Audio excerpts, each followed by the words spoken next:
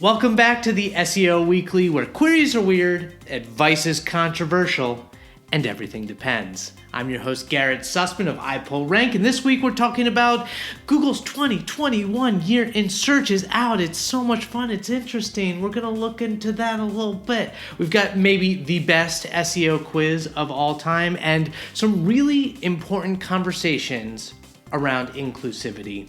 Let's dive in. Okay, first off, Google Year in Search 2021. I love that Google does this. End of the year predictions, recaps of the years, all that stuff. I like nostalgia and I like looking forward. So what did they do? They've got this great video that they put out and it's like an emotional powerhouse, you know, it highlights some of the challenges that we dealt with, some of the great things that we've overcome. It's a short little fun video. They also had a recap timeline that it's very interactive, so you can dive into the various categories, you can tap into a specific story or topic, and then it shows you videos and content, everything that came up. And of course, we have the trends for what people actually searched this year. And you know, it's very fascinating, whether looking at it globally or specifically like here in the US. So naturally, I had to look and see what came up for the US. For instance, the top 5 TV shows that were searched in Google, and I'm embarrassed to say, maybe not embarrassed, I saw 4 out of the 5. So what were they? Number 1, you had Squid Game. Everybody watched Squid Game. Number 2, you had Bridgerton. Number 3, you had WandaVision. For those Marvel geeks like myself, we got some WandaVision. And number 4, another Marvel, was Loki. And then number 5 was Cobra Kai. And transparent story, in the 80s for Halloween, I dressed up as the Karate Kid 3 years in a row. I wanted to be Daniel's son, so when they brought Cobra Kai back, it's freaking awesome. Another interesting top 5 searches around how to be searches, so searches that start with how to be, and I thought it was an interesting reflection of the US. So for instance, they had how to be eligible for a stimulus check, which actually makes a lot of sense with a lot of people who are needing any sort of government help that they could get. Second was a lot around, you know, kind of self-esteem issues, how to be more attractive, number 3, how to be happy alone. Number 4, how to be a baddie. And number 5, how to be a good boyfriend. And, you know, it's interesting. I didn't know what a baddie was. Like, I know B-A-D-D. I had no idea. Had to Google it. Looked up what is a baddie. And I found that a baddie is a boss babe. It's a babe that is sexy, confident, and a trendsetter. That these people are often popular influencers with all the latest trends, most extravagant makeup, and the hottest clothes. That sounds like a meme, but apparently that's a thing. It's not my demographic, but now I know what a baddie is, and I respect all the baddies out there. So go be a baddie, learn how to be a baddie, search for it. So the other top story was for Google News, actually. They announced that they're kind of reorganizing the way the top stories appear visually on desktop searches. It's actually something that they rolled out in 2019, but they said on their Twitter, "We're always working to make it easier for people to find the most useful, timely news available through search to help them understand the world and topics they care about. Starting today, you'll notice something different when you look for news on Google Search Desktop. Now, when there are multiple stories related to your search, we'll organize results by story so it's easier to understand what's most relevant, and you can make a more informed decision on which specific articles to explore.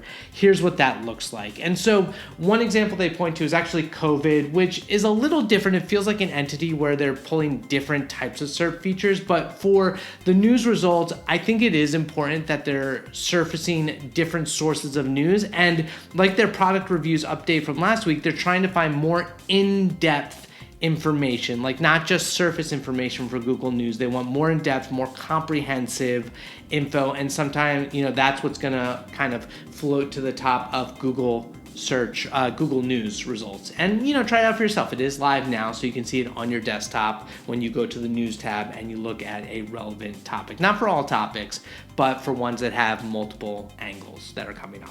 There was a new Search Off the Record podcast with John Mueller and Martin Splitt.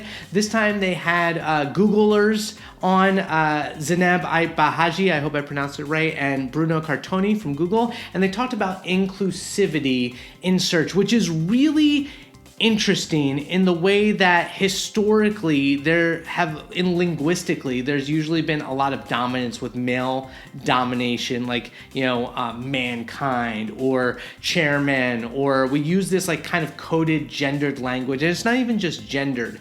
When you think about race, there's always this codified like white hat SEO versus black hat SEO, and white hat being good SEO and black hat being bad. And so those colors are kind of codified as good and bad, which is problematic if your race is associated with that. There's also, in terms of like codifying something as small in terms of minority, which could have a negative connotation as well. So there's a really interesting conversation in this podcast about how that works on search and what they're doing to try to make it so that this codified language isn't always what's surface, and that we're trying to communicate more inclusively with our language. So they talk specifically about whether or not you should include, different genders or, with different languages, for instance, the masculine, feminine version of a certain word, using punctuation in order to declare, that you're including multiple genders within your language.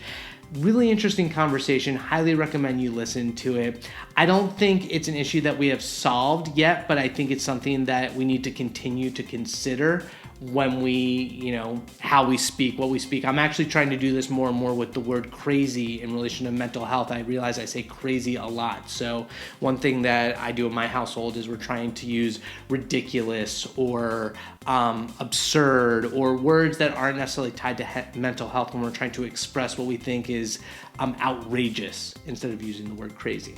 So there you go. For Twitter threads, it was the final SemrushChat after 7 years of doing this on a weekly basis, and their whole team has been killing it. It's been different people over the years. Most recently, Diana Richardson and Nicole Ponce and the whole SEMrush team have been hosting these 1 hour SEMrush chats, and it was a really fun experience the other day. They gave out some awards. They, went through some nostalgia memories and what they got out of it. Check out the thread for the SEMrush chat, but no, there will no longer be any more SEMrush chats. There's a conspiracy theory that maybe the head of communications over at SEMrush, Morty Oberstein, has gotten rid of it for his own SEO chats. No, that's not the case. But SEO chats are still going, so keep your eyes peeled on that. Speaking of inclusivity, though, Areej Abuali had a fantastic Twitter thread, and she's a major advocate for gender equality and, kind of hyping up and promoting women in the SEO industry. But one thing that she's acknowledged that is always a struggle as well is women isn't just white women. Women needs to also include people of color and underrepresented women. So she went on a Twitter thread, which is really great, talking about how hard she works to focus on inclusivity. And so in her thread, she wrote, not all women are white women.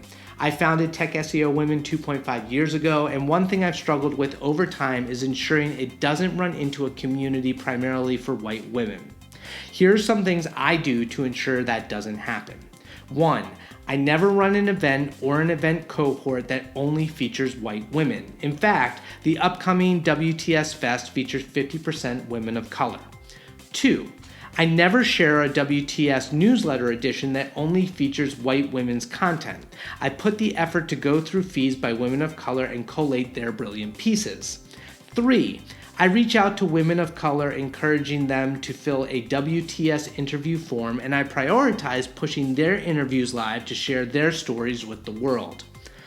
4, I never put out a full WTS podcast season that only features white women, and I reach out and encourage women of color to fill a podcast form and prioritize their episodes. 5, I've done so much one-to-one outreach to try to diversify our speakers and founders hubs. I never want to put a list out there that simply features white women. Why do I do this? That's not even the right question to ask. The right question to ask is, why does everyone else not do this? If every event organizer, community builder, and content creator put the effort to amplify people of color, our industry would be in a much better place. I don't always get it right, but I always approach every piece of content every event, every project, and every initiative with the intent to make it right.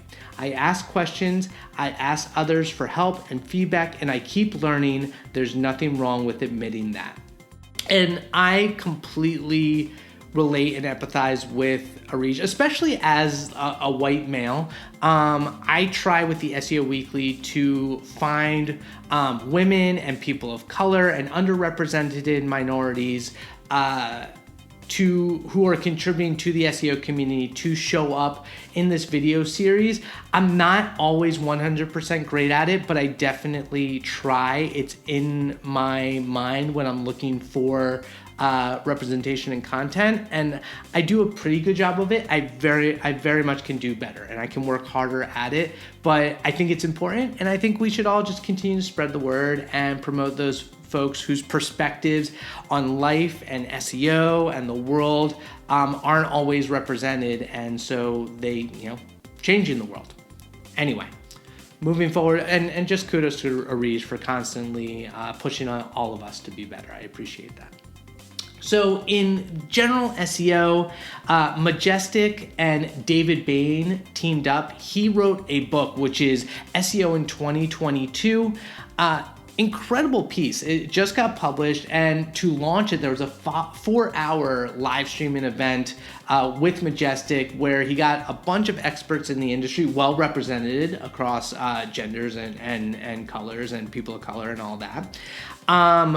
66 experts in total. One of the things that I love about this book is there's the web page where he asked all these experts, like, what's one thing that you think is key to SEO in 2022? And then accompanying that one thing, it also has this 20-minute video of each individual person explaining why they think their one thing is most important. Started watching some of these. There's so many gems in that, and that's free. So check out the website at the very least, and probably check out David's book. Incredible accomplishment, a lot of insights, especially in 2022. Love it. Another piece, so when I reached out and asking for support, Crystal Carter suggested that I include Claire Carlisle's updated guide to UTM tagging for Google business profiles. I love Claire. I've done webinars with her in the past. This is an awesome piece of article. So if you're using UTMs to be able to track your SEO, there are all these places on your Google business profile where you can put links, whether it's to your website or a menu, but it's hard to track where those are coming from. It's not always crystal clear in Google Search Console. So if you're using UTM parameters on the links, you can see in your Google Analytics more effectively who's clicking what and ultimately going to your site. So Claire breaks it down really effectively. She's updated it. I feel bad for anyone in local SEO who's written about Google My Business in the past, with it now being Google Business Profiles, because you have to update a lot of that, but great resource there from Claire.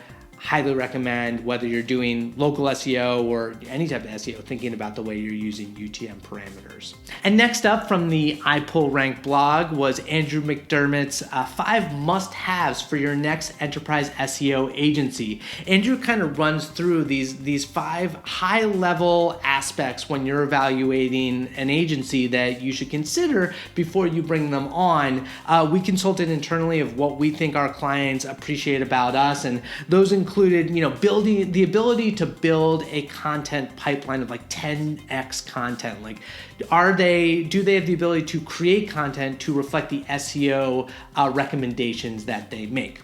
A team of engineers who can query data. With SEO at the enterprise level, when you're scaling with thousands and thousands and thousands of pages, you need engineers who can work with the data, who know what to look for, who know how to slice and dice and to surface insights. You need a team that works well with project managers. At the enterprise level, it's all about working with different stakeholders, whether it's at an executive level, for other businesses, with legals, and with the project managers who need to get their work across the finish line. Can your agency work well with those project managers? You need access to a comprehensive suite of tools and data sources, whether that's the standard tools like the Ahrefs or Majestics or Moz or SemrushChat, or internal tools that they're building to give proprietary insights to their clients. That's pretty key. And then finally, insider access to industry updates and news.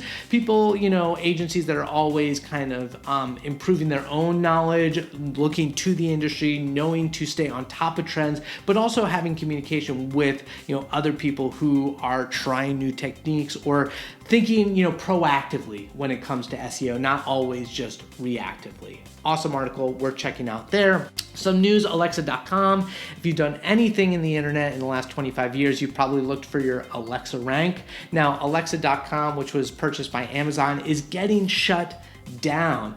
But maybe that's not the end of the world. Alexa rank caused a lot of problems for SEO when you're working with clients. They would refer to wanting their Alexa rank to go up. And what that was, it was this kind of ambiguous, it used a site's estimated traffic and visitor engagement over the past few months to give them a ranking versus other websites.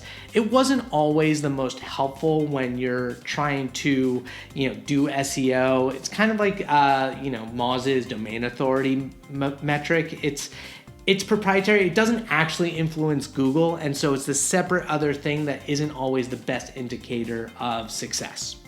Anyway, Alexa will be going away after 25 years. It was an awesome run, but that is happening. Tom Critchlow put out another great article for his SEO MBA on the blog, which is all about why there are no VP SEO jobs.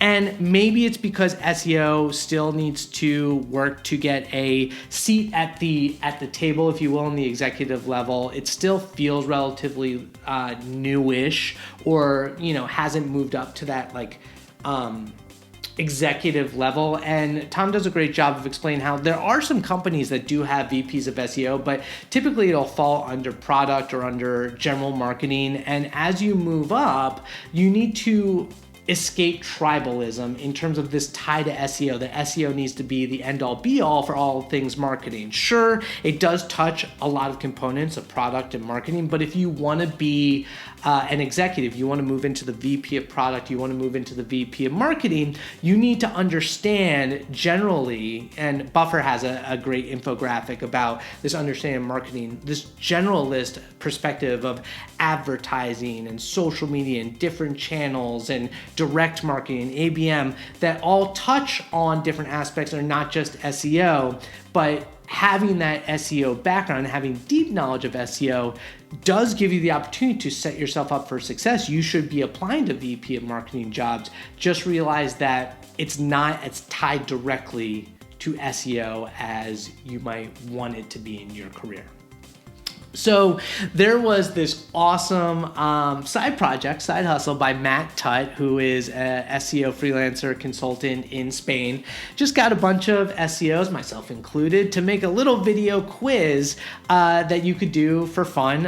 It's a lot of fun. You just go through it, you answer the questions, controversial answers, of course. But you get a little animal score at the end. I love that he put it together. I love that the SEO community participated. He's going for round 2, so definitely reach out to him. And one thing that I love is specifically kind of like what Areej mentioned, but Matt has been explicitly showing his intention of wanting to include people of color, people who don't identify as white males. And I think that's awesome that Matt's doing that. So if you are not a white male, reach out to him if you want to participate in the next version of this SEO quiz. So moving on, there's some really cool technical SEO articles that came out this week. One that I really love because it touches on my local SEO experience, but Oliver H.G. Mason, who puts out his amazing articles. It's rare, but when he puts them out, they're gold on the OHGM blog, found the specific issue around product reviews. And so product reviews, you can sometimes get the actual visual rich snippet of the stars to show up based on the aggregate rating if you use it in your structured data on your website. Now, he had a specific situation where, for whatever reason, pulling from FIFA, which is a product reviews aggregator that would put the structured data on your website, was not showing the rich snippet stars for every single URL. And they're really important to business owners because you're more likely to click on a link that has that 5-star visual rating than not. And so if they disappear, that could impact your CTR. So what did Oliver do? He broke down his whole process, almost like a scientist, like an experimental scientist, where he had his hypotheses, trying to figure out what was it that was causing some of these pages to not show, the stars on the SERP results, whether it was like having double review counts or having, not having the aggregate data. The important thing about the article is it shows, as an SEO, how you can really experiment and identify and hypothesize and test and ultimately come to a solution that actually has business tangible results, and how his thought process works. So I really loved it. It was really well written, especially if you're thinking about things from a technical perspective when it comes to SEO and getting dirty into the dev there. Speaking of technical, there was so Dave Paris of Blackbird showed his case study of how he improved site performance. So he created a copy of a category page, made some performance improvements, and improved the rendering time, dropping the largest contentful paint from 6.3 seconds to 2.7 seconds. It was an improvement of 57%. I liked in this article how Dave showed a couple of different tactics that he did to improve the page speed, and then showed a visual of how much better it got. It's always great to see these kinds of case studies, because especially this was an e-commerce site. Not only does it potentially help SEO with your core web vitals, but when it comes to e-commerce, page speed actually helps conversion significantly. So by improving the page speed of an e-commerce category page, they might actually see the conversion rate go up. It's not always just SEO. Being able to tie things to tangible business outcomes is huge. It's huge. I mean, that's why we do a lot of the marketing that we do.